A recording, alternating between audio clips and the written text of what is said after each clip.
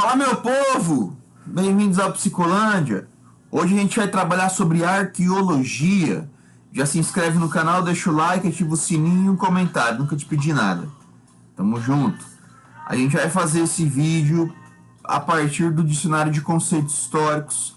Já não é surpresa para vocês esse dicionário, beleza? Então vamos lá.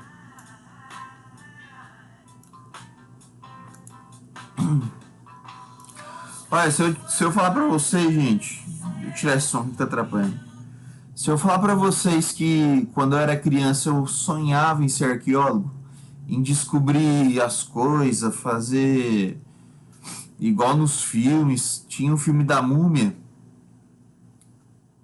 com o Brandon Fraser, filmaço, cara, e a mulher dele era arqueóloga e ela ia no Egito pesquisar as coisas, e tanto é que o meu sonho até hoje é ir pro Egito. E a arqueologia foi uma disciplina, uma área do conhecimento que eu gostava muito do meu imaginário, né? Não sabia o que era, como funcionava, mas eu gostava bastante. E a disciplina hoje é bastante conhecida no Brasil, não apenas nos círculos intelectuais, mas também entre os jovens. O cinema contribuiu bastante na figura do personagem Indiana Jones, que tornou o arqueólogo uma figura popular no Ocidente. Essa disciplina, no entanto, dificilmente se encaixa no parâmetro do senso comum, o que a torna, apesar de muito falada, realmente pouco conhecida.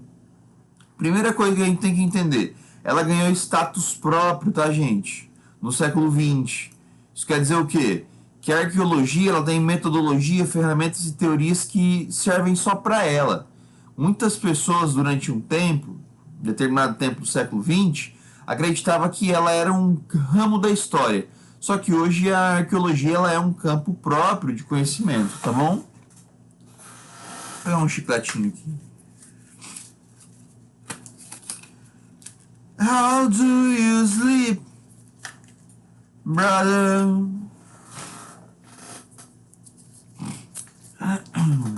Aí.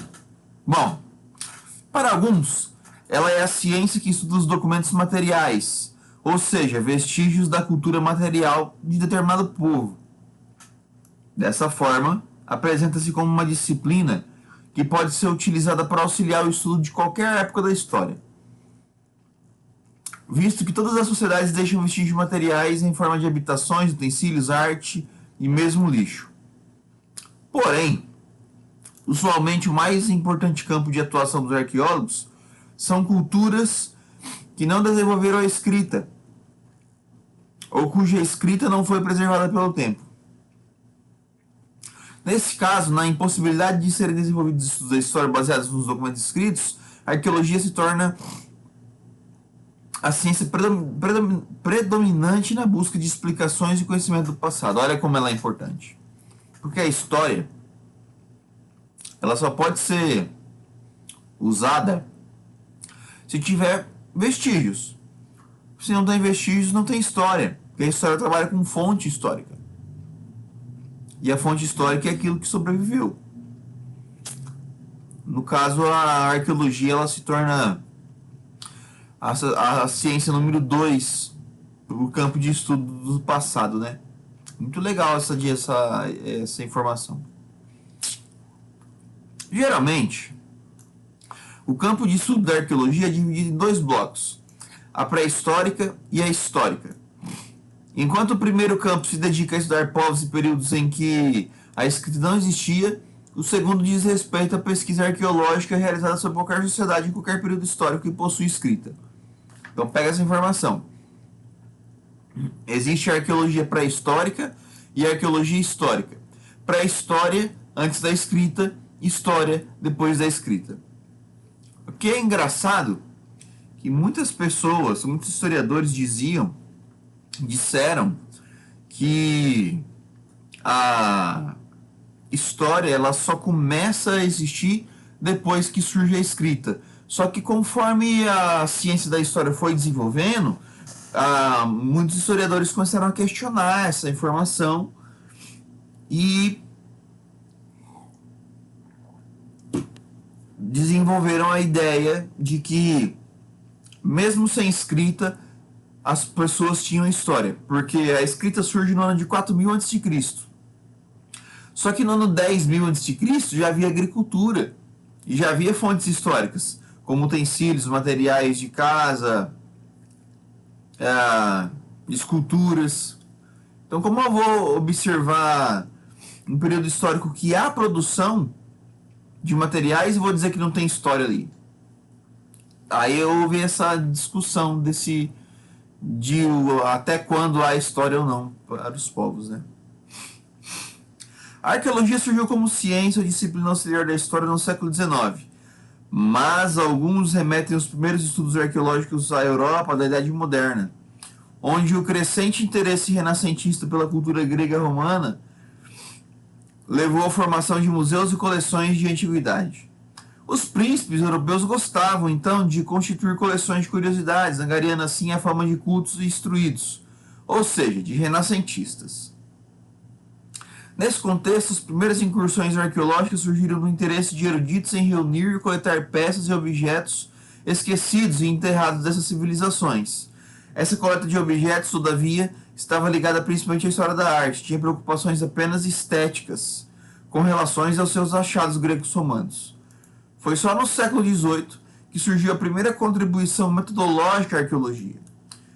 Olha só, 200 anos antes dela se tornar uma ciência de fato. Ora,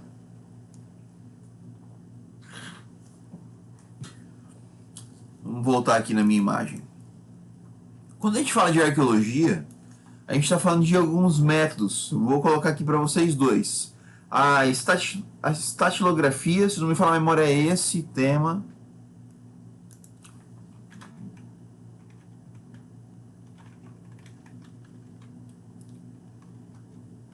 Pera lá.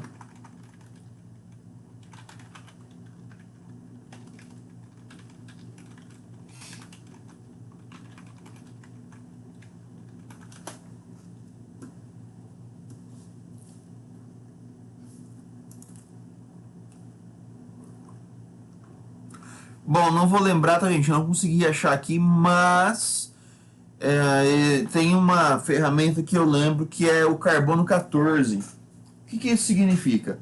Eles pegam um objeto e vai estudar a partir do aparelho criado a quantidade de carbono que há naquele objeto. E aí eles vão conseguir determinar o ano daquele objeto. E há também uma outra pesquisa, a estatilografia, alguma coisa assim, cara, não vou conseguir lembrar agora, que você estuda a quantidade, o tempo a partir dos estratos. Porque vamos imaginar, o chão ele é feito de várias camadas. Dependendo de qual camada eu encontrar, eu vou fazer um buraco no chão, achei a ferramenta, achei a fonte. Dependendo de qual extrato, qual camada estiver o objeto, eu consigo definir o ano dele. Muito legal, cara, essas ferramentas da arqueologia. Então fica a dica aí, né? Só uma informação sobre a arqueologia, ela é uma ciência própria e ela é dividida em dois: a pré-histórica e a histórica. A pré-histórica busca estudar antes da escrita e a histórica depois da escrita. Tamo junto? É nóis. Envia esse vídeo para alguém.